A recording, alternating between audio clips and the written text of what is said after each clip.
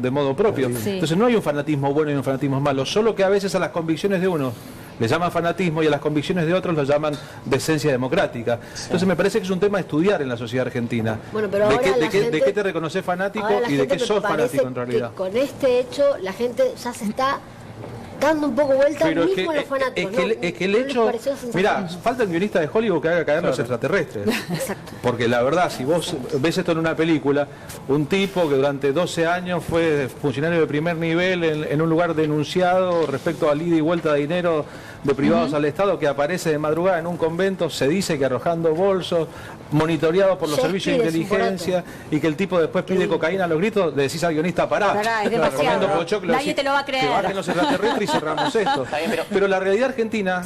Incluso veíamos el tape de la abogada, tiene aspectos bizarros que bien mirados la verdad nos deberían llevar a una autocrítica, porque los políticos, todos, no bajaron del ómnibus de los extraterrestres que venía en la producción de Hollywood. Son nuestros. No, físicamente no. La corrupción, los políticos que votamos, las impresiones que tenemos después de votarlos, los que vienen y prometen el paraíso, son parte de la sociedad argentina. Nosotros, como produjimos a Videla, como sociedad, y nos tenemos que hacer cargo, y como produjimos otras cosas maravillosas, como produjimos a Leluar, produjimos también esta clase de políticos que hemos votado. Y me parece que la renovación de la sociedad implica por mirarnos al espejo y decir qué parte de nosotros funciona mal para que nuestros representantes, todos, sean de tal o cual manera, ¿no? Hemos producido a Messi... No sé si es unidireccional, me parece que y hemos producido el Petit sobre jugo como me parece sociedad. que hay una simbiosis, hay un feedback, es un ida y vuelta, porque es verdad, los políticos son un reflejo de lo que nosotros somos como sociedad, pero también el tipo que durante tantos años se perpetúa en el poder político tiene una injerencia muy fuerte y directa por sobre la sociedad, y también crea sociedad. Sí, claro. Y creo que, a mi criterio, es una opinión personal, me parece que estos 12 años de kirchnerismo fueron absolutamente nocivos y lesivos para la sociedad. Yo creo que hay dos generaciones de gente que está absolutamente perdida, y que nos han acostumbrado a la mediocridad. Es mi lectura de las cosas. Eso porque no viviste la dictadura y no viviste el feminismo, entonces es tu época. Pero no es aspiracional comparado con la dictadura. Estamos hablando de un gobierno democrático. Pero hay que ver la película completa y no la foto. Eso es una opinión de Tommy que está respetable como cualquier otra. No es la misma de la misma sociedad que pero en un gobierno donde no se permite el debate, donde hay una idea única, creo que, bueno, es una especie de fundamentalismo. ¿Te parece que no hubo debate político en la Argentina en los últimos 8 o 12 años? Sí, a mí me parece que no. La verdad que hubo un debate intensísimo y los medios de comunicación... Vos entendés descalificar al que piensa distinto como enemigo de la... Eso no es debate. No, pero usted sabe que el debate es otra cosa y lo ha habido. Usted mismo es un ejemplo. Muy poco ha habido debate, incluso en un lugar donde debería darse, en el Congreso. No es el único, por supuesto, en los medios también hay que dar debate. Pero el debate supone una actitud de quien va a debatir honesta, que defiende con sinceridad y que está incluso dispuesto a cambiar de opinión si le demuestran que está equivocado. Yo no he visto ese tipo de debate en la Argentina, sinceramente. Y cuando dije que no podemos aprender del error, quiero decir, tenía que pasarnos esto a nosotros para que fuéramos más exigentes. Yo digo, para que fuéramos más exigentes, por lo menos. Pero eso está en el ADN del argentino, lamentablemente. No, hay que cambiarlo. Hay que, como dice Graciela, sin sociedad exigente. Ejemplo de debate de altísimo nivel que llegó a las conclusiones que llegó, la discusión de la 125 en el Parlamento. El gobierno tenía una iniciativa, se llegó un empate, el vicepresidente del gobierno dijo que no y el gobierno retrocedió. Le doy un ejemplo de que ¿cómo grupo de choque? Era un debate que pretendía atribuir a quien pensaba distinto intenciones destituyentes, perversas. Si usted quiere ejemplo de debate, hay un debate parlamentario, el gobierno lo perdió y aceptó. Polémica en el bar era debate. No, era un programa de televisión. A ver, Graciela quería aportar algo. No, polémica en el fútbol quise decir, perdón. En el fútbol quise decir. Esa que se discutía. El debate no es simplemente que yo pienso tal cosa y vos pensás la otra y nos decimos cualquier cosa para defender la posición. Supone... Yo creo que es una ciudad que se debate mucho. Durante el gobierno de su papá se resolvió un asunto de máxima política internacional con un debate. ¿Se acuerda? Los hielos continentales, Caputo y Sadi. Yo creo que es una ciudad en que se debate. Ahora, decir que no se debate mientras se debate es raro. Pero espera, a nivel medio de comunicación, por debate. Perdón, Ricardo, a nivel medio de comunicación... A ver, vamos de uno que Graciela quiere aportar algo hace un tiempo. No, me parece un muy buen ejemplo el tema del debate para definir la cuestión limítrofe y demás en la época de Alfonsín, y sí había debate. Como nunca porque veníamos de una dictadura que había taponado todo tipo de debate. Y había debate de ideas y había un crecimiento desde todos lados. No había descalificación, que es la primera cuestión que deja al otro fuera del debate y lo pone a uno fuera del debate también. Cuando uno dice no, vos lo que querés es destituir, se acabó la discusión. Listo, no hay más. Hay tanta dificultad en los últimos tiempos para que haya debate, y en la Argentina en general, que tenemos tendencia a amigo, enemigo, y lo que es peor, una vez una frase terrible, y al enemigo ni justicia, que trajo las cosas que trajo. Sí. Estamos hablando del peronismo, ¿no? En ese caso, pero no es privativo, ¿eh? Claro. No hubo nunca debate presidencial hasta el año que pasó.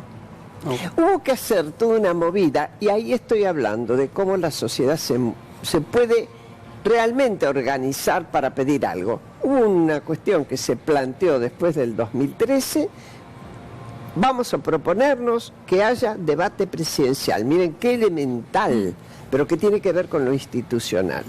Que se bajen los egos, que se bajen los cálculos, si yo voy primero, entonces no lo subo al otro al ring, ¿no? Etcétera, y vayan todos a discutir. El debate no fue muy entretenido, fue más bien aburrido, y era de imaginar qué iba a ser, porque costó muchísimo que se llegara a ese debate. Claro. Fueron tantas las condiciones que se ponían, ya lo sabrá mejor, pero no importa, no importa. Fue un puntapié inicial. Porque de aquí en más es difícil que alguien se niegue a dar un debate, y acá es donde yo quisiera poner el otro tema, que es la obligación del magisterio. El primer magistrado es el primer magistrado, y un magíster es un maestro. Si vos le vas a exigir lo mismo al maestro que a los estudiantes, y la verdad que ahí metes todo en el barro. No podés decir, el maestro tiene la obligación de ser ejemplar. Cuando no lo hace, puede equivocarse y en todo caso corregir políticamente o demás, pero no puede estar dando ejemplo de intolerancia todo el tiempo y después decir esto es destituyente, de acumulación de dinero que no se explica y después decir ¿por qué me miran? Y yo entiendo lo que significa el fanatismo. Hay un principio, corregime Ricardo, si me equivoco, en política, cuando un grupo se achica, generalmente se radicaliza. Más se achica, más radicales son sus posiciones y también la exteriorización. El teorema de Baglini, ¿no? Sobre eso. Sí. No era el teorema de Baglini, era otro. El teorema de Baglini, cuando está lejos del poder, propone mientras más lejos está uno del poder, pero eso es otra. La radicalización es ser en sus expresiones y en sus acciones, hasta poner bombas, por ejemplo. A mí me preocupó que después que Moreno dijo lo que dijo sobre Videla, aparecen por primera vez en tiempo encapuchados con palos frente al Ministerio de Desarrollo. Es como una secuencia de grupo que pierde poder político y exagera y lleva al máximo sus expresiones verbales y sus expresiones físicas, simbólicas, más radicalizadas. ¿Va a asustar eso a la sociedad? No lo sé, espero que no. ¿Vamos a retroceder por eso, que es la pretensión? Espero que no. Lo único que yo podría pensar de gente que hace eso es que les cuesta tanto admitir que hubo cosas en las que se equivocó y por ahí otras no, porque ese gobierno que pasó no se equivocó en todas. Claro. Sí, seguro. Claro. Que le destruye su propio respeto. Así yo explico el fanatismo, la única forma que yo tengo para explicar el fanatismo, el decir, ¿cómo voy a admitir que estuve equivocado? Ahora, ciertas cosas que dicen ciertos personajes que usted menciona parecen más cerca de dar risa que dar miedo a la sociedad. Sí, no, pero no, yo no me los tomo, risa, yo no me tomo a chiste a un señor que fue importante en la política como para marcar líneas económicas como fue Moreno, diciendo, comparando a un gobierno elegido por el pueblo con Videla. ¿Saben a qué me hace acordar? Para cuidar los precios. ¿Saben a qué me hace acordar? ¿Sabes, Carlos, a qué me hace acordar? Muy dolorosamente y marcando muy bien las diferencias, porque la primera vez fue tragedia, hoy es farsa, a cuando Montoneros y JP, después de haber hecho toda la campaña por Perón vuelve, consiguen Perón vuelve. Lo votamos aún aquellos que no éramos peronistas, sí, para que se estableciera la tranquilidad en el país. A los 3 días le tiran el cadáver de Rucci. Y ahora, yo pregunto, ¿contra quién es eso? Contra Perón, que lo siente, pero también contra el voto de la gente, claro, que es la única herramienta que tiene para elegir. Por favor, este gobierno es legítimo. Sí. Absolutamente. Porque se lo votó. Entonces no se pueden tomar medidas destituyentes sin que lo estemos mirando con lupa. Ahora, yo creo que muy esto, interesante la cita, Carlos, la cita Marx. Estos momentos, me parece que estaría bueno que todos lo aprovechemos de alguna manera. Graciela empezó diciendo, van a pensar que estoy loca, pero yo me alegré de cierta forma con esto. No digo, está bueno que como sociedad lo aprovechemos para pensar, ¿no? Es una un buena montón de oportunidad cosas, es una oportunidad para ver qué nos ha pasado y cómo salimos de esto, ¿no? Ahora, cuando venimos de un extremo tan importante como el que nos acaba de tocar vivir, ¿cómo hacemos para salir? Porque a veces las cuestiones se hacen pendulares y nos vamos como hasta para el otro lado, ¿no? Como nos pasa a veces con el tema de la seguridad y el miedo tremendo que tenemos a la represión, después hay... ¿Cómo hacemos ahora? ¿Cuál es el paso que sigue? Mirá, vamos a ver qué opina la gente un segundo en las redes sociales. Ahora te dale, que es interesante. Porque mucha devolución por parte de nuestro público, en nuestro Twitter, @todo1a24. Por ejemplo, Pablo Galeano, tenía que pasarnos lo que pasó con López para hacer una sociedad más exigente con respecto a la corrupción. Gracias, Pablo, por escribirnos. Mariana, dejen de tomarnos el pelo. Cuando se burlaban del abuelito amarrete que no podía comprar unos dólares, ellos robaban millones. Víctor, la corrupción es responsabilidad de la justicia, de los políticos impunes y la falta de educación de gran parte de la sociedad. Sandra, las herencias siempre son beneficiosas, pero la herencia acá es nefasta, no quiero eso para mis hijos. Mónica, los límites los ponemos nosotros como usuarios, comprometiéndonos en acciones colectivas. A ver, otro más, Ana, pienso que esto sucede en todos los gobiernos. Gracias, Ana. Néstor, por último, la gran culpa la tienen los jueces, deberían estar presos por cómplices. Escribinos que leemos todo al aire en nuestro Twitter, @todo1a24, y te leemos, por supuesto, tu opinión con respeto y sin violencia. Bien, a veces se lo preguntaba a Ricardo, ¿no? Hace un rato también. ¿Tienen que pasar ciertas cosas para que reaccionemos? Y parece que sí, tiene que haber un cromañón para que haya controles en los boliches, tiene que haber un... bueno, antes del error. Somos así, ¿cómo hacemos? Por eso digo, pensemos para ver cómo hacemos para no caer en esa. Ahora, Ricardo, ¿qué se puede hacer ahora con este momento? Porque evidentemente también... No hay una sola, muchas cosas. En primer lugar, tenemos que comprender que la política no es solo confrontación, que es cooperación. En segundo lugar, tenemos que comprender que nadie es dueño de la verdad, ni en política ni en la vida. Porque el que se siente dueño de la verdad en general no tiene humildad, y el que no tiene humildad no dialoga, y la política es diálogo, incluso desde el punto de vista pragmático es necesario el diálogo, porque las medidas, cuando son acordadas, tienen más chances de producir los efectos que uno quiere que produzcan. Pero te digo, necesitamos una sociedad más exigente, y los medios de comunicación tienen una responsabilidad central a la hora de promover un mayor nivel de exigencia en la sociedad. Ahora, cuando hablo de sociedad, generalizo, la verdad que no todos han sido poco exigentes y no todos tienen, como decía Graciela, la misma obligación de ser exigentes. Hay quienes han sido privilegiados en la vida porque han podido estudiar, han podido ir a la universidad, han comido, no carecen de nada, han sido privilegiados en la vida porque hay muchísimos millones de argentinos que no tienen nada de esto aunque quieran tenerlo. Y esos deben ser más exigentes, no estar con una actitud negatoria frente a cualquier cosa que pueda dañar a un gobierno. Ahí hay que ser más exigente y estar más abierto. Sí. Y creo que eso nos pasa a todos. No quiero decir, también cuando los defensores de otro gobierno pueden tener una actitud similar. Tenemos que terminar con eso. Bien, Carlos. Graciela recién enmascaró una frase muy famosa de Carlos Marx. diciendo que la historia se da primero como tragedia y otras veces como farsa o como comedia, según las traducciones. En alemán es farsa, exactamente. En la tragedia de los 70, Montoneros, Perón, La Plaza, Estúpidos Imberbes, Rucci, todo eso, fue una tragedia. Lo de ahora es una farsa y que está montada desde aparatos también muy vinculados a la inteligencia de Cambiemos, que procuran demostrar hoy que el kirchnerismo ya no está, que el kirchnerismo es Moreno, que el kirchnerismo es de Lía, que el kirchnerismo es una colección de sujetos bizarros que excluye a otro montón de gente, 12 millones de votos en la última elección, que ni en broma está de acuerdo con Delía, con Moreno, que incluye a Felipe Solá, que está ahora en nuestros estudios, que fue durante mucho tiempo integrante de aquel gobierno. Es decir, hay una operación gigantesca para demostrar que solamente hay chorros, personajes bizarros o violentos o tipos que se van de mambo o arrepentidos en el kirchnerismo, cuando la realidad política es más dinámica y más diversa. Claro, Carlos, si el gobierno no... ¿Quién nos dice que haya habido cosas buenas?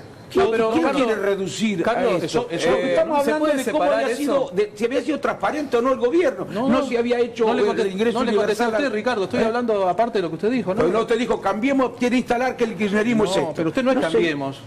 Yo soy Esa es la visión conspirativa de la historia. Hay gente que también siempre tiene una visión conspirativa de la historia. No es conspirativa, yo me niego terminantemente a ver la visión conspirativa de la historia. Generalmente cada uno encuentra lo que se buscó. Justamente tenemos a un representante de Cambiemos, está con nosotros. Es hora de que yo me vaya ya para dejar lugar. Un ratito vamos, que está muy interesante esto, Graciela. Marcelo, que todavía no has participado. Bueno, muy interesante la charla. Yo sí, que antes había un subtítulo, si se habían robado el dinero de la obra pública, de las viviendas, y sí, se lo robaron. Yo, por suerte, recorro mucho el país, y a una hora nada más, Villa Paranacito, en Entre Ríos, vos decías que tiene que tener y merece la gente recibir una vivienda digna. ¿Sabes qué le dan a la gente que no tiene nada y está lejos de pagar 3.000 pesos? Porque creo que ganan 1.500 con alguna changa. Esa es la realidad. Esa es la realidad. Hay 5 millones de personas que son indigentes. Le dan una bolsa de nylon negra y un paquete de madera. Y a cualquiera que quiera, yo lo subo en mi auto, que le puse nafta, y lo llevo. Y nos paramos frente a esa gente y anda a decirle que con 1.000 pesitos, que lo haría con mucho honor, porque él quiere ser dueño de una casa, explicarle si él la podría comprar. Es imposible que la compre. Quiere decir que esta imagen del gobierno nacional y popular, ellos eran mejores comunicadores que todos ustedes juntos, porque le hicieron creer a mucha gente lo que en realidad era una mentira. Porque de nuevo, yo hablo simplemente con la autoridad que te da verlo al pobre y ver que 5 o 6 personas duermen en un colchón y la mitad en el piso. Entonces digo, cuando uno lo ve, cuando uno vive esa realidad, es distinta a pensar que hay un Excel con somos 5 millones de indigentes, 10 millones de pobres, hasta que le ves la cara. Si Milagros Salas ve este programa, que espero que lo vea, sé que tiene un televisor muy lindo en su celda, se va a dar cuenta lo que es quedarse con el dinero de otro, o que un pobre tenga algo a cambio de un favor hacia ella. No, sobre todo cuando estamos hablando de los que más necesitan, y cuando estás hablando de promesas de... los que más necesitan, y el PAMI... 16.000 sillas de ruedas abandonadas con gente que la necesitaba y se murió sin poder usarla. Digo, el robo fue tan escandaloso y con gente que no tenía ni pericia para gobernar, que esta es la regla que nos dejaron. La verdad que es lamentable. Un poco erradicar esta cosa de la conspiración, perdón Carlos, con respeto te lo digo, pero digo, parecía ser que todo el mundo conspiró contra los kirchneristas y ellos no se hacen cargo de lo que yo soy cero conspirativo, describo elementos. El grupo Clarín conspiró, los sindicatos conspiraron, ahora Cambiemos conspiran, todos están en contra de ellos. A Eve de Bonafini y a Milagros Sala como ejemplo del kirchnerismo, y no cita a Felipe Solá, que fue durante muchos años una figura del kirchnerismo, porque él es presentable y los otros son impresentables. Es una maniobra política. No son todos iguales. No son todos iguales.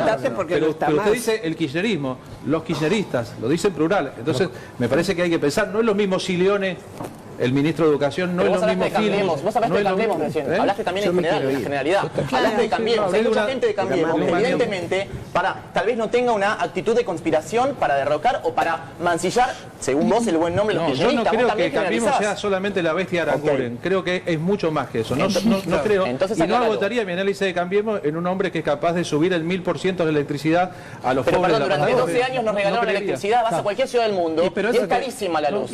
Ahora tenemos que devolver lo pero durante 12 años nos regalaron. ¿Y por qué estaba el Estado pero también tenés ahí... A ver, vamos a despedir a Graciela y a Ricardo, les agradecemos muchísimo su participación, los dejamos, sabemos que se tienen que ir. ¿Puedo decir una cosa? Sí, obvio, claro, bueno, primero agradecerles a todos y permitirnos discutir así, y me perdonen por ahí si me apasiono. Y después decirles que, bueno, a todo el... yo dije al principio que hay instituciones que tienen que cumplir una función y que el anterior gobierno hizo que esas cumplieran la función contraria. Graciela dijo que se habían apoderado de los organismos que debían controlar a los gobernantes. Aquí está Manuel Garrido. Pregúntenle a Manuel qué le pasó, que es no solamente una persona extraordinaria, un hombre que le hace mucho bien a la política, que le hace mucho bien a la cosa pública. Alguien me podrá decir que digo esto porque soy amigo, es al revés. Soy amigo de él y por eso me hice amigo de él porque le reconozco estas cosas. Ese fue otro, tuvo que irse, porque la oficina anticorrupción no podía seguir controlando. Sí, bueno, enseguida se va a sentar y también está Felipe Solá con nosotros. Así que van a quedar recontra bien acompañados. Sí, por supuesto. Muchísimas gracias, de verdad, por su tiempo. Gracias un placer escucharlos. Un gusto. Y de verdad, hasta cualquier otro momento. Un beso y muchas gracias. Bueno, chau, vamos a meternos un poquito en esta cuestión que recién estábamos mencionando de a veces las viviendas, los planes de vivienda utilizados muchas veces como mecanismo para llevarse dinero, ¿no? Por este gobierno. Vamos a puntualizar en sueños compartidos, algo que está que siempre ha estado bajo la lupa últimamente y lo tenemos a Luis Beldi, que ha hablado, que ha escrito un libro sobre Joclender y sabe muchísimo del tema. Vamos primero a escucharlo a Joclender, que estuvo hace muy poquito con Rolando Graña. Mira. De los pagos que ordenaba Planificación Federal, yo me estimo, por lo que veía, por lo que me fui enterando con el correr del tiempo, por lo que me muestran los datos objetivos de Obra Pública de la Nación, del presupuesto nacional, que cerca del 50% de los pagos realizados regresaba a la caja que manejaba José López. ¿50%? José López recibía este dinero y por supuesto se enriquecían todos y se los llevaba a Néstor. Y Néstor con esto manejaba la estructura política del gobierno. Sergio, cuando vos decís se lo llevaba a Néstor, ¿esto es decir, se lo llevaba físicamente o integraba lo que se llamaba la caja de la política? Porque están las anécdotas de Jaime, que Jaime sí llevaba valijas. ¿En el caso de López era lo mismo? A ver, con el caso de López era distinto, porque López en realidad tenía unas formas muy diversas de manejar los pagos a las organizaciones sociales, a la estructura política, pero indudablemente le tenía que llevar cantidades muy grandes de efectivo. No sé si él personalmente, en bolso, en mano, o con el chofer o alguno, pero el circuito era ese. La plata iba a Néstor. ¿Te sorprendió lo de López? ¿Te lo imaginaba como un tipo que fuera tan descontrolado para hacer lo que hizo? A ver, vos tenés que entender que sí era un tipo descontrolado. Era un tipo descontrolado de arranque, de un tipo soberbio, despectivo, así de cosas intempestivas. Pero lo que hay que entender es que eso era el vuelto chico, la plata que tenía en la casa por las dudas, los relojes, las cosas que él tenía, por las dudas si necesitaba algo de efectivo. Es decir, las sumas que ellos manejaron y que tienen son obscenas. Es decir, yo nunca, uno no se puede imaginar esa cantidad de dinero toda junta. O sea, vos decís y eso les permite a ellos comprar, voluntades políticas, de decisiones judiciales, periodistas, medios de comunicación, campañas de prensa. Está yendo. A ver, hace 2 días nomás que, hace 1 día y medio que saltó este escándalo. Anda a ver cómo el bajo perfil que le permitieron tener a Devido durante tanto tiempo. Ojo. Que a veces que algunos de los periodistas de investigación más famosos del país, que la Sarobae, discúlpame, ¿y Devido? ¿Te olvidás que Devido se choreó mucho más? ¿Que Devido tenía que firmar todo eso? ¿Que la plata que recibió la Sarobae tenía que pasar primero por la firma de Devido? ¿Cuál era tu trato, Sergio, cuál era tu trato con José López? ¿Cómo era tu relación con él? Terrible, porque vos pensás que José López era un hombre casi omnipotente, era la cara de mayor poder en la Argentina. Frente a él se inclinaban todos los sindicatos, todas las organizaciones sociales y todas las grandes empresas y grupos multinacionales. ¿Tanto? Es decir, él era el que decidía ante López, ¿sí? Pues Néstor no daba la cara, digamos, era López. Entonces, se encontraba conmigo que yo no transaba, me hacía lo que tenía que hacer, exigía lo que correspondía, a mí no me iba a venir a correr porque yo no le debía nada y más de una vez. ¿Qué te pedía? Bueno, hemos sumado para el debate, seguimos con invitados de lujo hoy. Zulma no la rompió, ¿no? Nuestra productora. Felipe Solá, diputado por el Frente Renovador, muchísimas gracias, Felipe, por estar nuevamente con nosotros. Yo soy amigo de la casa, Vos sos uno de nuestros invitados preferidos. Zulma le gusta que te mimemos, además. Muchas gracias. Bueno, Manuel